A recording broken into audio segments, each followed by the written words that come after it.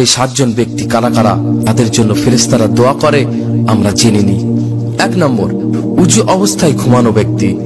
রাসূল সাল্লাল্লাহু আলাইহি সাল্লাম বলেছেন, যে ব্যক্তি পবিত্র অবস্থায় ঘুমায় তার সাথে একজন ফেরেশতা নিয়োজিত থাকে।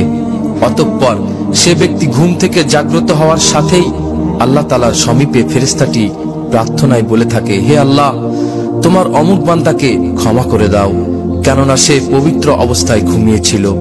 2 নম্বর, সালাতের জন্য মসজিদে অপেক্ষারত ব্যক্তি। আবু হুরায়রা রাদিয়াল্লাহু তাআলা আনহু হতে বর্ণিত, রাসূল সাল্লাল্লাহু আলাইহি সাল্লাম বলেছেন, তোমাদের মাঝে কোনো ব্যক্তি যখন উজু অবস্থায় সালাতের অপেক্ষায় বসে থাকে, সে যেন সালাতেই রত। তার জন্য ফেরেশতারা দোয়া করতে থাকে, হে আল্লাহ, তুমি তাকে ক্ষমা করো, হে আল্লাহ, তুমি তার প্রতি দয়া করো। 3 নম্বর, প্রথম কাতারে সালাত আদায়কারী।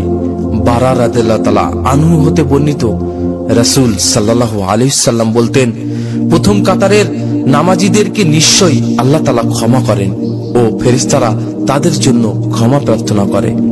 4 নম্বর, রাসূল সাল্লাল্লাহু আলাইহি সাল্লামের প্রতি দরুদ পাঠকারী। যে ব্যক্তি রাসূল সাল্লাল্লাহু আলাইহি সাল্লামের উপর দরুদ পাঠ করবে, আল্লাহ তাআলা তার উপর 70 বার দয়া করেন ও তার ফেরেশতারা তার জন্য 70 বার ক্ষমা প্রার্থনা করে। অতএব বান্দারা অল্প দরুদ পাঠ করুক বা অধিক দরুদ পাঠ করুক, এটা তার ব্যাপার। 5 নম্বর, রোগী পরিদর্শনকারী।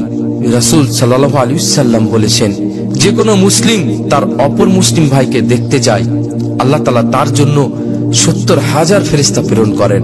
তারা দিনের যে সময় সে দেখতে যায়, সে সময় থেকে দিনের শেষ পর্যন্ত তার জন্য ক্ষমা প্রার্থনা করতে থাকে, এবং সে রাতের যে সময় দেখতে যায়, সে সময় থেকে রাতের শেষ পর্যন্ত তার জন্য ক্ষমা প্রার্থনা করতে থাকে।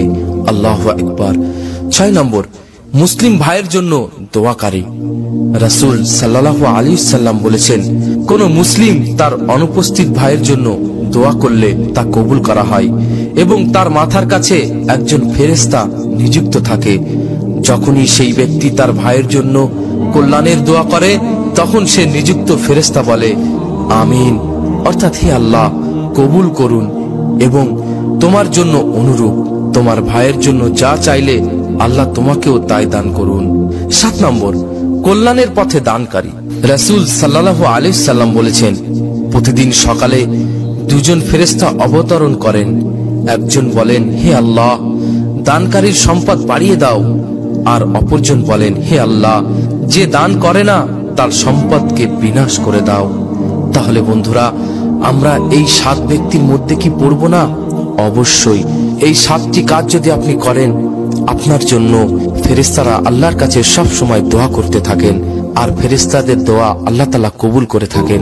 তাই আমাদের উচিত এই 7টি নিয়ম মেনে চলা, যাতে করে ফেরেশতারা আমাদের জন্য সব সময় দোয়া করতে থাকে। আমরা যাতে ছোট ছোট গুনার কারণে যদি জাহান্নামে গ্রেফতার হয়ে যেতে হয়, তাহলে এই ফেরেশতাদের দোয়ায় আমাদের ছোট ছোট গুনাহগুলোকে আল্লাহ তাআলা ক্ষমা করে দেবেন। তাই আমাদের উচিত এই 7টি নিয়ম মেনে চলা।